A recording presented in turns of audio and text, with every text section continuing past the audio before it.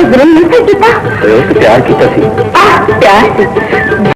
इनकलाबी के साथ मैं हूं शाहिद नज़ीर चौधरी। दोस्तों, पुलिस से बहुत ज़्यादा शिकवे होते हैं, गिले होते हैं कि पुलिस से नाजायज़ भी केस डाल देती है और इस बात में हकीकत भी मौजूद है। अपना केस मजबूत करने के लिए बाज़ औक़ात बाज़ पुलिस ऑफिसर या अमला जो है वो ऐसा केस डाल देता है कि हद से ज़्यादा खुदसरी की वजह से वो एक मासूम को भी बहुत बड़े केस में इन्वॉल्व कर देता है और ऐसे शिकवे आज नहीं बरसों से हो रहे हैं। ऐसा ही एक केस अदाकारा फ़िरदौस पर भी डाला गया था। लेकिन ये केस क्या था, बड़ा एक दिलचस्प केस था, बड़ा हैरानकुन केस था और उस पुलिस अफ़सर के साथ क्या हुआ, यह वाक़या आपको सुनाने लगा हूँ। साबिक़ आईजी पुलिस चौधरी सरदार जो थे, वो अपने रिटायरमेंट के बाद कॉलम लिखा करते थे, नवाए वक़्त में तशरीफ़ भी लाया करते थे। तो इसी दौरान जब पुलिस के फेक केसेस के हवाले से एक दिन उनसे बात हो रही थी और फिर बातों से चूँकि उनके साथ बड़ा एक तारीख़ी उन्होंने एक वक़्त गुज़ारा था पाकिस्तान में एफआईए और नारकोटिक्स के हवाले से उन्होंने इन शोबों में बहुत ज़्यादा काम किया था, उनकी ड्यूटियाँ भी वहाँ लगी हुई थी। लिहाज़ा उनके पास मालूमात का एक ख़ज़ाना था, मुख्तलिफ़ तरह की बातें हम उनसे जब किया करते थे, अदाकारों के हवाले से उनके पास बेशुमार मालूमात थी। मलका तरन्नुम नूरजहाँ हों या फिर उस दौर में याया खां के दौर में जो एक्ट्रेस जाया करती थी ईवान सदर में, उनके पास बहुत ज़्यादा ऐसी मालूमात भी हुआ करती थी। इस फेक केसेस के हवाले से जब बात हुई थी और फिर अदाकारा फ़िरदौस के हवाले से उन्होंने खुद ये वाक़या सुनाया कि एक दफ़ा ऐसा हुआ कि हमें खबर पहुँची कि एक खातून डाकू को पकड़ लिया गया है और असले समेत पकड़ लिया गया है। रात के वक़्त जो है, ये खबर जो थी हम तक ये पहुँची। हम बड़े हैरान हुए कि लाहौर शहर में एक डाकू औरत कहाँ से आ सकती है और असले समेत आ सकती है और आधी रात को जिस पुलिस वाले ने उसको पकड़ा था, ताक़ुब करके ये हमें बताया गया कि उसको पकड़ा गया है और उसने पुलिस मुकाबला करने की कोशिश भी की है। ये एक ऐसी कहानी थी जिसने सबको चौंका के रख दिया, लिहाज़ा एक्टिव हो गए। उस दौर में सख्ती बहुत ज़्यादा थी और पुलिस का मुहासबा भी होता था और लिहाज़ा फौरी तौर पर जो है थाने जो सीनियर अफ़सर को भेजा गया कि जाके पता करे। लेकिन जब वो अफ़सर वहाँ पर पहुँचा तो उसके होश उड़ गए, वो हैरान हुआ, बड़ा परेशान हुआ और फिर वापस आकर उसने जो किस्सा सुनाया, वो किस्सा कुछ ऐसे था कि उसने जैसे ही थाने जाकर देखा तो उनके सामने अदाकारा फ़िरदौस बैठी हुई थी।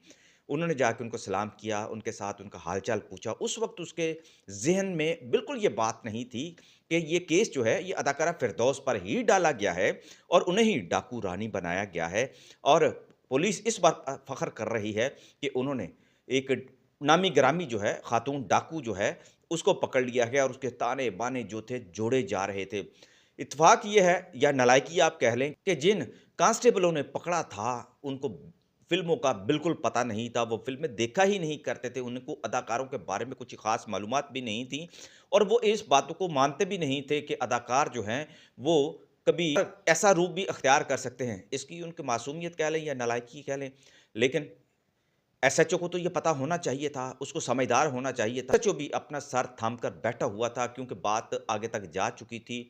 उसके आने से पहले उसके अमले ने हद से ज़्यादा चालाकी कर दी हुई थी। वाक़या कुछ ऐसे हुआ था कि रात को जब पुलिस अपनी ड्यूटी पे थी, एक गाड़ी जो थी तेज़ आती हुई उन्हें दिखाई दी। उन्होंने उसको रोकने की कोशिश की। गाड़ी रुक गई थी हकीकत में, लेकिन पुलिस ने वक़्वा बनाया कि गाड़ी जो थी आगे भाग गई इशारा करने के बावजूद। जब उसको रोका गया तो उसके अंदर एक डाकू खातून बैठी हुई थी जिसने सर के ऊपर काली पगड़ी बांधी हुई थी, मुँह पर ढाटा था और उसके हाथ में एक बंदूक थी। साथ उसका ड्राइवर था जो गाड़ी को भगाकर लेकर जा रहा था, लेकिन पुलिस ने ताक़ुब करके उसको पकड़ लिया।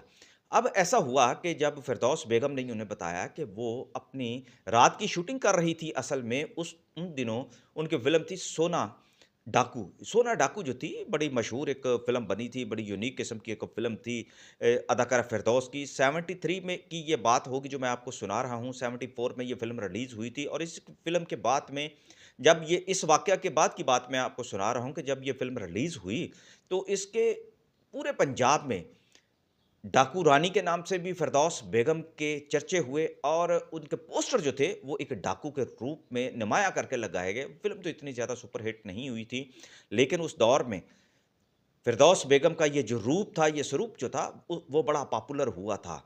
अदाकारा फ़िरदौस ने पुलिस वालों को ये बताया कि वो शूटिंग कर रही थी, तो अचानक उन्हें घर से फ़ोन आया कि उनके घर में कोई ऐसा मसला पेश आ गया है, ग़ालिबन बच्चा उनका बीमार हुआ था या क्या ऐसा कि घर से पैगाम मिला जिसकी वजह से वो उसी मेकअप में, उसी कॉस्ट्यूम में, उसी हुलिये में फ़ौरी तौर पर अपनी गाड़ी में बैठीं और ड्राइवर से कहा कि वो जल्दी घर लेकर उनको जाए और वो घर जब आ रही थी तो रास्ते में पुलिस नाके पर उनको रोका गया। वो तो पुलिस ने उनको पकड़ लिया। पुलिस इस पर तफ्तीश करने लग पड़ी। उन्होंने बताया भी कि वो अदाकारा हैं और वो शूटिंग छोड़ कर आई हैं, लेकिन पुलिस वालों को उस वक़्त कोई समझ नहीं लगी कि ये क्या खातून जो है वाक़या बयान कर रही है। उन्होंने खुद अपने तौर पर ये अज़्यूम कर लिया कि ये कोई डाकू हैं और आधी रात के वक़्त ये बाहर निकली हैं और फिर शूटिंग रात के वक़्त कैसे हो सकती है? हालाँकि शूटिंग जो थी वो रातों को ही हुआ करती थी और ऐसा भी होता रहा है। ये आज भी होता है। बहुत सारे अदाकारों के ऐसे वाक़यात मशहूर हैं कि वो जिस गेटअप के साथ एक्टिंग कर रहे थे, इत्फ़ाक ऐसा कि उन्हें जाना पड़ गया और वो जब घर जाते हुए लोगों ने उनको देखा, बाज़ार में उनको देखा, तो ये मामूलात की एक बात थी, लेकिन एक खातून अदाकारा के से ये अमूमन ये तवक्को नहीं की जाती, लेकिन ये वाक़या उनकी इमरजेंसी की सूरत में हुआ था। बाद में ये रिपोर्ट भी हुआ और उस वक़्त अखबारात में ये लगा, लेकिन किसी ने पूरी ज़िम्मेदारी के साथ इस खबर को नशर नहीं किया था, पब्लिश नहीं किया था कि हकीकत क्या थी। अदाकारा फ़िरदौस जब इसकी हकीकत खुली तो चंद एक दिन के बाद इसकी खबर जो थी सिर्फ़ 2 सत्रों के अंदर दी गई थी। लेकिन जब इसको फ्लैश किया गया तो बड़ी खबर के तौर पर किया गया कि अदाकारा फ़िरदौस को आधी रात को असले समेत जो है पकड़ लिया गया। पुलिस ने उसको डाकू क्लियर किया था। इस तरह की एक बड़ी गैर ज़िम्मेदाराना जो थी रिपोर्टिंग भी हुई थी। आईजी साहब कहने लगे कि ये एक ऐसा वाक़या था जिसके बाद उन पुलिस वालों को भी मुअत्तल कर दिया गया। ख़ैर, ये एक ऐसा वाक़या था जो मैंने आपकी खिदमत में पेश किया कि हमारे अदाकारों को किन-किन वाक़यात का सामना करना पड़ता है और उनकी ज़िंदगी में कैसे-कैसे अनहोने वाक़यात होते हैं।